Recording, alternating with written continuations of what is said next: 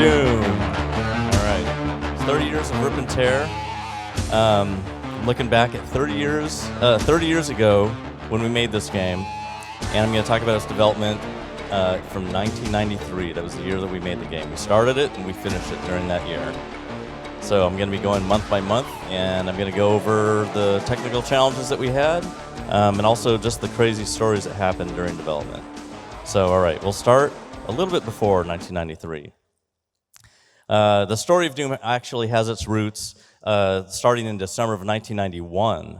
id Software was based in Madison, Wisconsin, which is really far north, for only 6 months. And during this December, John Carmack discovered the NeXT computer by Steve Jobs' post-Apple company, and he wanted one of these computers. It was a workstation. It was really awesome. So he saved up a bunch of money, and he ordered it. And since it was Christmas vacation for everybody, there's just 4 of us. The other 3 of us decided to go somewhere else for 2 weeks, somewhere warm, and John just stayed behind.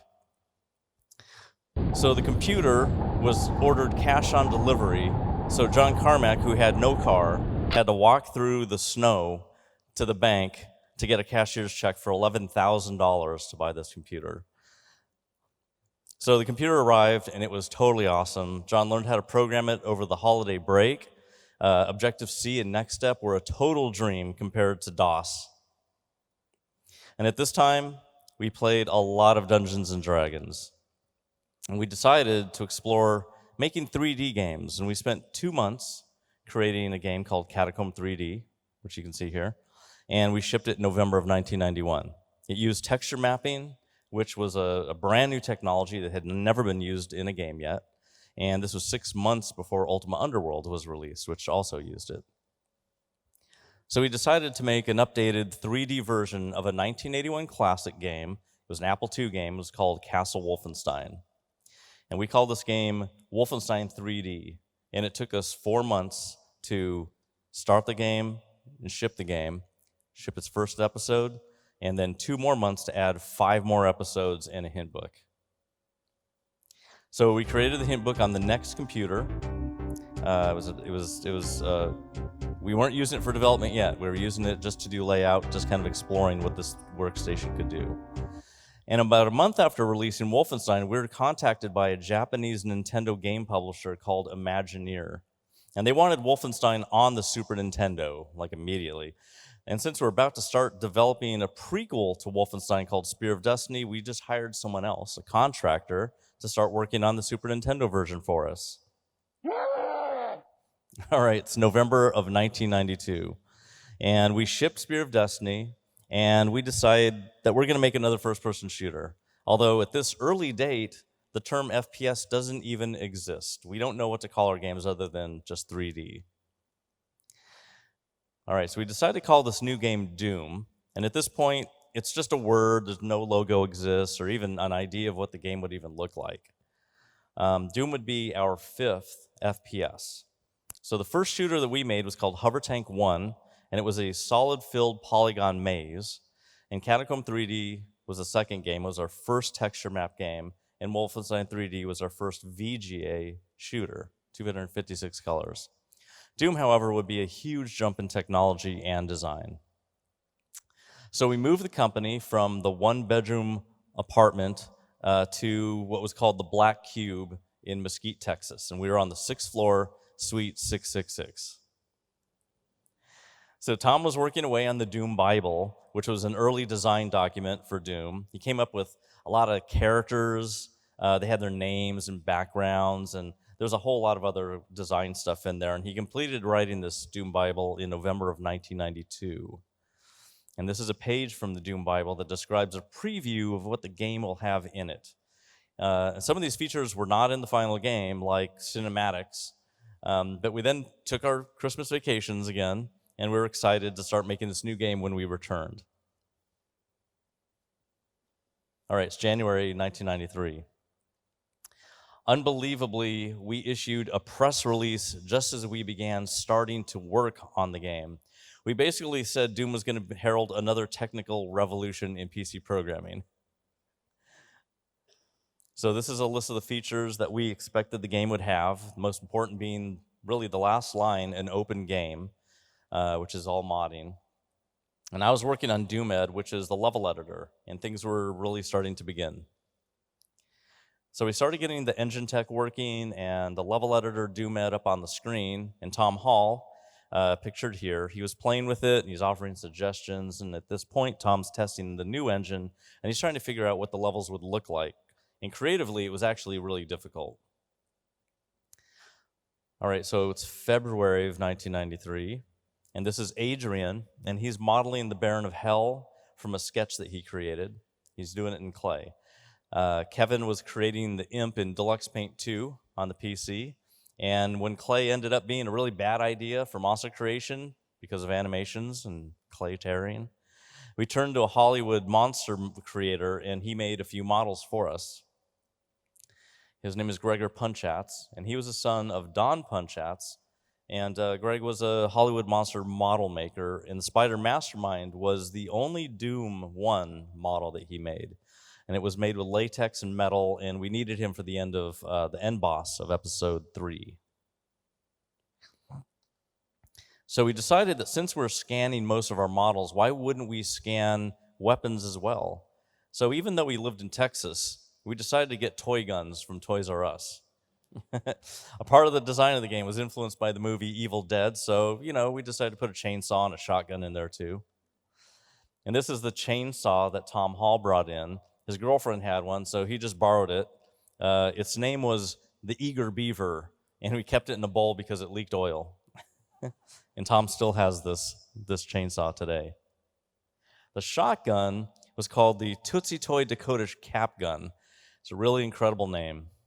We got it at the Toys R Us store close by. And at the same time, we're trying to figure out what the levels would look like. So for our entire lives, the only kind of 3D game levels that we had seen were the 90-degree block walls of Wolfenstein 3D, Might and Magic, Ultima, Wizardry, MIDI Maze, Labyrinth, Way Out. You name the maze game, and the maze was all 90-degree walls. There were no examples of anything other than that. So we had to come up with a new way of creating levels that didn't look like Wolfenstein 3D. And John Carmack suggested to Tom to get books about military building construction. So Tom did that, and he got really bored with it because they're not inspiring places to play in. So Tom was kind of feeling burned out. The first level in Doom was called The Hangar, and it originally started like this, with four Marines playing cards on a UAC crate. And this is basically going through the little bit of the level. And there's the Marines, and you were going to start with these other characters, probably AI to move them. And it actually shipped as E2M7. And so this is what Doom looked like on February 4th of 1993. We'd only been working on the game for 1 month. So the tagline was Doom Evil Unleashed.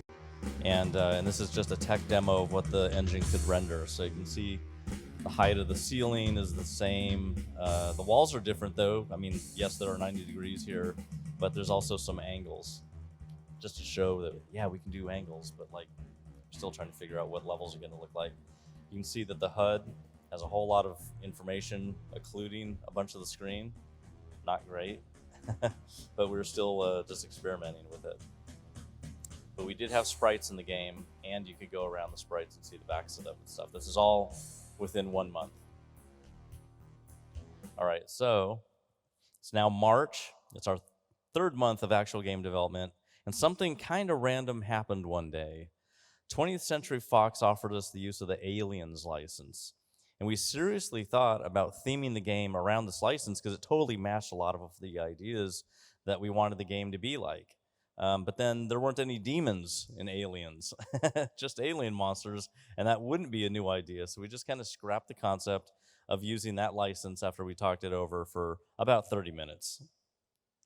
But then out of nowhere, disaster struck, and all work on Doom stopped. The Japanese company Imagineer called, and they wanted to know, hey, where's our Super Nintendo version of Wolfenstein? We find out the contract programmer had done almost nothing on it, and Imagineer were not pleased. So, Yeah, we had to do the Super Nintendo port ourselves. We had to learn the hardware of the Super Nintendo. We had to program it.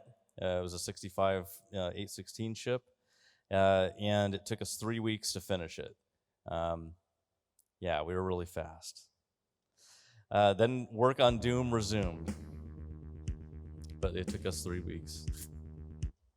All right, by the end of the month, Don Punchatz, who's a freelance illustrator, he finished creating that Doom logo, and he began to work on the Doom box cover. All right, so it's April 1993. While creating the map E1M2, I created a problem from Carmack's renderer. So these stairs slowed the game, the render code way down. John had to find a solution, so he started reading. He started to figure out what algorithm could he use for this.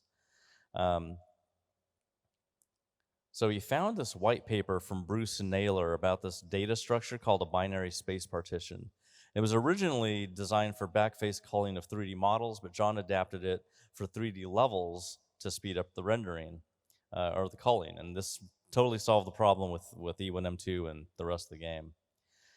We also created our first alpha version that we could send to our few testers that we had, and we're pretty happy to show these people what we were up to. So this is what the alpha version looked like after 3 months of development. So this is on April 2nd. Luckily, we still had these old versions around.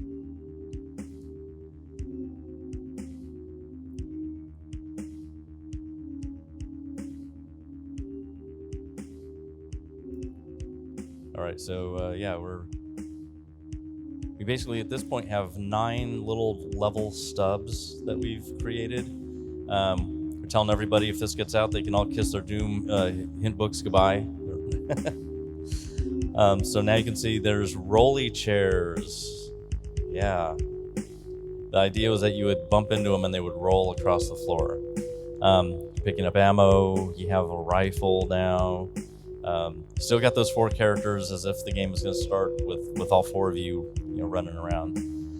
And you can see there's a, pretty boring silver texture on the wall, and none of the monsters are moving around. I mean, it's only 3 months of work, but it's not really exciting. We're still building spaces to move around in, and that's a switch right there. But it's not really great. It's just the beginning, and we know that there's still a lot of work to do. Nice blue carpet. So it's not, this is the military building construction. It's really great. All right, so cement. Let's go to the next one. All right, so now it's May of 1993, and I finally finished working on DoomEd. This is the DoomEd, the editor in NextStep. We use NextStep to develop the entire game, even programming Doom, doing all the map development. Everything was done in NextStep. And I'm ready to start working on levels. So since the military bunker style wasn't cutting it, something needed to be done. And one day I decided I'm just going to solve this problem, and that's when I created Doom's abstract 3D level design style. So I used E1M2 for my experiment. It may not look like much, but this was the first room that I made in this abstract design style. And the final version of this room looks way, way better, but this was just a start. And Tom and the artist, they came into my office, and I showed them this room and what it's going to be like, and everyone agreed this is really the direction that we want to go in. All right, so here's a pre-beta of Doom after almost 5 months of work.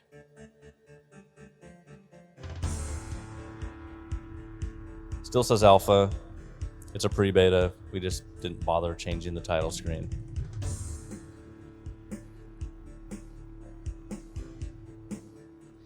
All right, so you can see that now we're moving into using lighting in making areas dark. We're using stairs. We still don't have AI working on them. They're still standing there, but now you actually hit them and they have collision. You can see that we have a menu system. We have a font. We're starting to add a bunch of options in. These menus don't even exist in the game anymore. These are just during our creation of the game. Except for these are the actual skill levels that we stayed with. And this is like the first level, you're picking up key cards now. You have a really high ceiling room. We have lighting. We're simulating having shadows and everything, opening doors, and disappearing enemies when you shoot them. So you can see, it's almost 5 months. So it's May 22nd. So it's 4 months and 3 weeks, and we're getting close. It's getting there. It's starting to feel a little bit like a game. Still don't have anything following you, but the level's looking better than before. All right, so at this time, we're about halfway through the year, and Chris Lombardi from Computer Gaming World, he comes over to our office to get a sneak peek, and he writes this really great preview article. It's the only one written about Doom during its development, and also we realized that we have just way too many biped monsters in the game. We really need like flying ones, and this was like an oversight by Tom, and it kind of drives him a little further away from the team.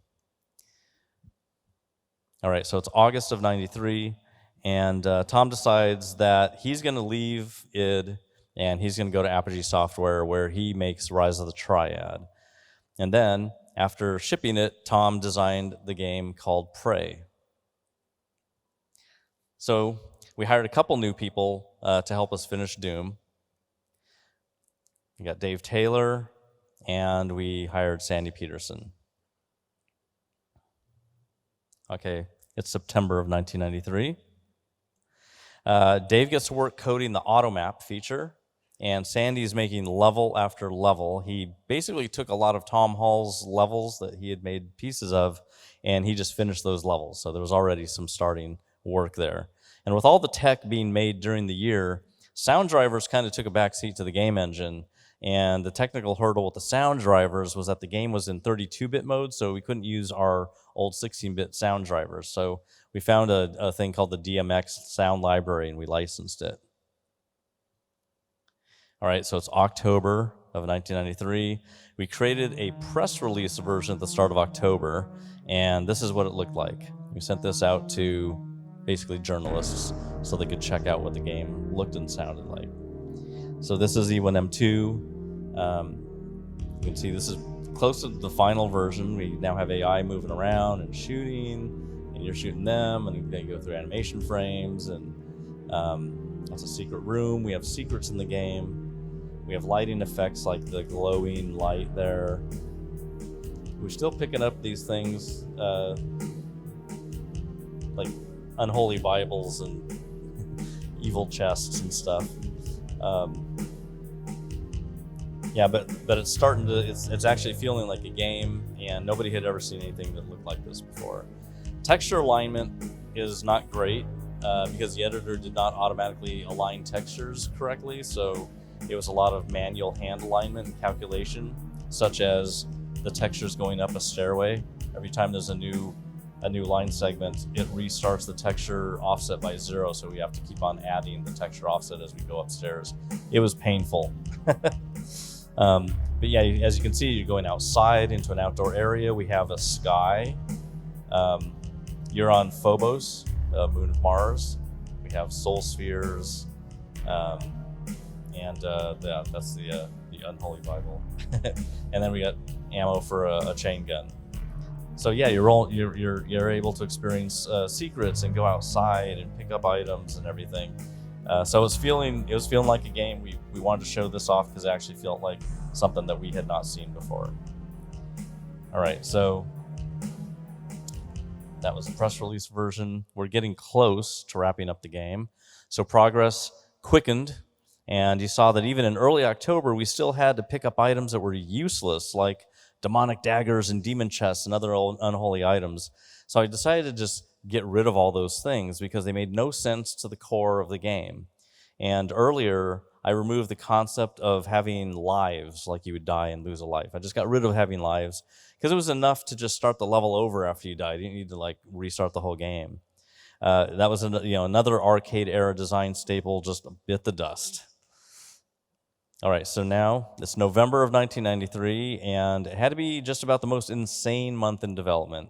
What we got done this month was the first high-speed multiplayer game mode. It's created for the FPS. The word deathmatch is created along with that mode of play. Co-op mode is created. All final systems are coded into the game, the intermissions and everything. Serial codes created for modems so people can connect to each other that way. All the maps are modified for co-op and deathmatch play. And we had basically forgotten that we needed to add multiplayer at the end of October, and we're like, oh wow, we need to add multiplayer to this game before we ship it. So we had to hurry up and add it. So the day before Doom was released actually happened to be a really important day in the United States. Violent video games was a topic that was hotly debated in the United States Congress. Games like Mortal Kombat, Night Trap are shown as examples of the moral level that games have sunk down to. They had no idea.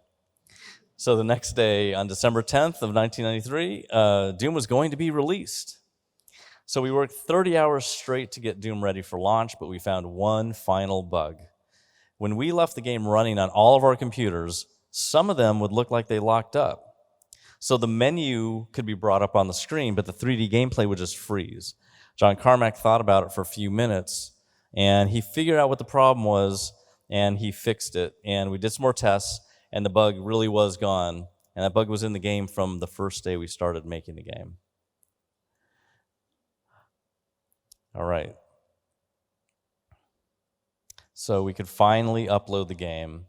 The download servers, they were just flooded, and they went down twice in 30 minutes. The game was quickly moved to many other FTP mirrors, so everyone could get it faster, and Doom was finally out into the world. Let me see. This is not moving. There we go. All right, it was finally uploaded. After Doom was released, the world changed. 3D games were here to stay. Shooters would dominate the industry for decades, and it's one of the most popular genre of game today. Game modding is incredibly popular, with many important game franchises that came out of modding, such as Call of Duty, Team Fortress 2, Portal, Counter-Strike, and many others. Speedrunning was now possible with gameplay recording and playback, and multiplayer is now a staple of today's games, and free-to-play, which is how we distributed Doom, as the most popular business model of our times. So I'd like to thank those who took the journey with me and made it all possible. It couldn't have happened without these people at that time and with the support of the fans of our games. So thanks for letting me tell you the story of how Doom was created.